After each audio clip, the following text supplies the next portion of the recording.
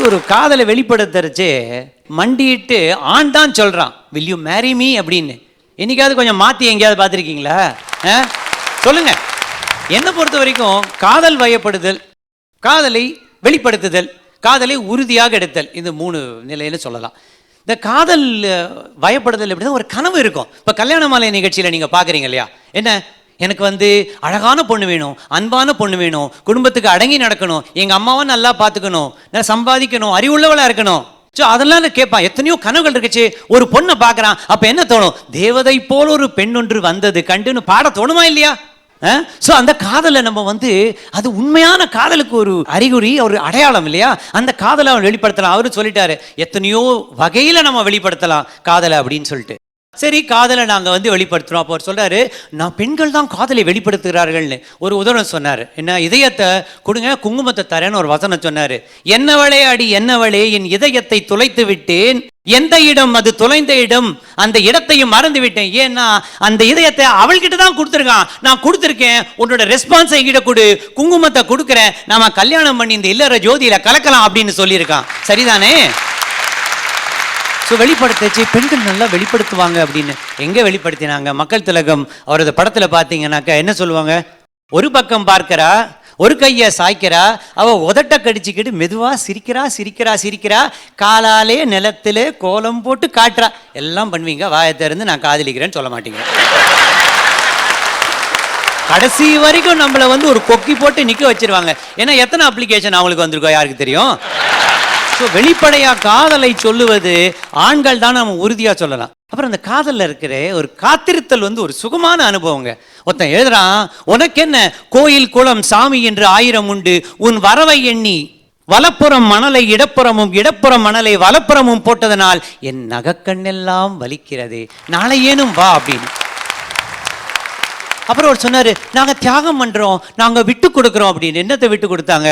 ஒரு பொண்ணு சொல்லிச்சான், எனக்கு வந்து பாத்தீங்கன்னா பொட்டு வச்சுக்கிறது பிடிக்காது, பூ வச்சுக்கிறது பிடிக்காது, நான் மாடர்ன் கேர்ள், எனக்கு அதெல்லாம் பிடிக்காது, ஆனா நான் என் விருப்பத்தெல்லாம் விட்டு கொடுத்துட்றேன் அப்படின்னா. அவர் ரொம்ப சந்தோஷம், ஏன்னா தமிழ் பெண், தமிழ் பண்பாடு, வணங்குகிறேன், வாழ்த்துக்கிறேன் அப்படின்னா. அப்புறம் அந்த அம்மா ஒரு கண்டிஷன் பிடிச்சி, என்ன தெரியுமா, எனக்கு கல்யாணத்து பண்ணிக்கும் போது எனக்கு வந்து பிக்கல் பிடுங்கல் இருக்கக்கூடாது, உங்க வீட்டில் 2 பிக்கல் 1 பிடுங்கல் இருக்கு, அதெல்லாம் விட்டுட்டு வந்துருங்க அப்படின்னு. ஒன்றும் இல்லை, அவனுக்கு 2 சிஸ்டர்ஸ், அவங்க அம்மாவை தான் அப்படி சொல்லிட்டு இருக்கு. அதுதான் விட்டு கொடுக்கறதா? திருவள்ளுவன் அழகாக சொல்லியிருந்தார். என்ன சொன்னாருன்னா, கருமணியிற் பாவாய் நீ போதாயாம் வீடும் திருநுதற் கில்லை இடம். என் கண்ணில் இருக்கக்கூடிய பாவையே நீ போய்விடு, என் காதலி அவள் வர போகிறாள், அவளுக்கு இடம் கொடுக்க வேண்டும், நான் இல்லறத்தை தொடங்க வேண்டும், அதுக்காக சொன்னான். சரி, அப்புறம் என்ன சொன்னாருன்னா, உறுதியோடு இருப்போம், உறுதியோடு இருப்போம்னா. குரங்கு தான் எனக்கு ஞாபகத்துக்கு வருது. ஏன்னு கேக்குறீங்களா? குரங்கு என்ன பண்ணும்? ஒரு கலையில இருந்து இன்னொரு கலைக்கு போகும். அவருக்கு தான் குரங்கு வந்ததுன்னா உங்களுக்கும் குரங்கு. அப்போ வந்து ஒரு கலையில இருந்து இன்னொரு கலைச்சு போச்சு, அதுக்கு ரொம்ப கான்ஃபிடன்ஸ், தைரியம், தன் இனத்தை தேடி போறதோ உணவை தேடி போடுகிறதோ. அப்ப என்ன பண்ணும்? அந்த சமயத்துல இந்த கலையை விட்டுடும், தைரியமா போயிட்டு இருக்கோம். ஆனா இவங்களது காதல் நிலை எப்படி இருக்கும் அப்படின்னா, ஒரு கலையில இருந்து இன்னொரு கலைக்கு பிடிக்க போவாங்க, ஒருவேளை விட்டுட்டோம்னாக்கா என்ன பண்றது அப்படின்னு அந்த கலையும் பிடிச்சிட்டு இருப்பாங்க, இந்த வந்த கலையும் பிடிச்சிட்டு இருப்பாங்க, 2 கலையும் பிடிச்சிட்டு தொங்கிட்டு இருப்பாங்க. ஒரு கலை, நாங்கள் காதலை சொல்லிவிட்டு எங்கள் விருப்பத்தை விட்டுவிட்டு இவர்களுக்காக காத்து கொண்டிருப்போம். இன்னொரு கிளை, இவங்கள் இன்னும் தங்களது குடும்பம், தங்களது விருப்பத்தை பிடித்து கொண்டே இருப்பார்கள். 2லும் ஊசலாடி விட்டு நம்மளை லூசாக்கிட்டு விடுவார்கள்.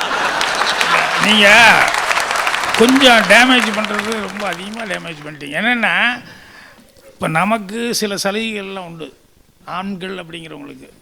என்னென்னா, ஒரு ஆம்பளை அப்படின்னு சொன்னோம்னா கல்யாணம் வச்சு அவங்க அம்மா, அவங்க அப்பா, அவங்க தம்பி, தங்கச்சி எப்படி வேணாலும் இருக்கலாம் வீட்டில். அவங்க அப்படி இல்லை, மொத்தமாக எல்லாத்தையும் விட்டு போட்டு வரணும்.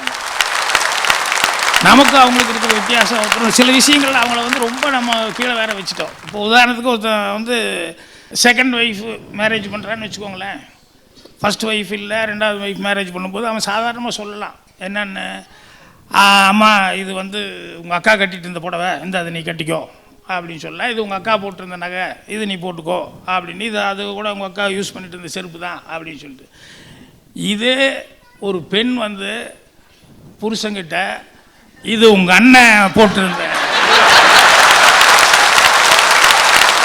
அப்படின்னால அவங்க பேசுறதுக்கான வாய்ப்புகளுக்கு தான்.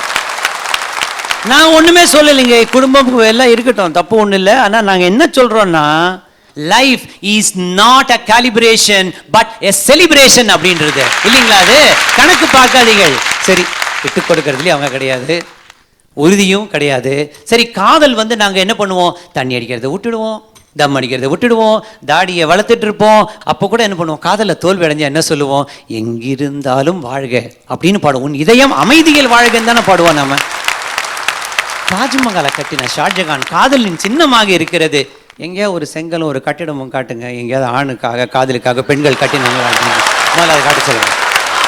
சரி, இன்னும் பாரதியினுடைய ஒரு கவிதையோடு முடிக்கிறேன். கனவு மெய்ப்பட வேண்டும், நினைவு நல்லது வேண்டும், நெருங்கிய பொருள் கைப்பட வேண்டும், உண்மை வென்றிடல் வேண்டும், உண்மையான காதல் வென்றிட வேண்டும் என்று கூறி நல்ல வாய்ப்பிற்கு நன்றி கூறி அமைகிறேன். வணக்கம். தாஜ்மஹால் அதை பற்றி சொன்னார், ஆம்பளை தான் கட்டியிருக்காரு அப்படின்னு. அது ஆக்சுவலாக சமாதி தானே,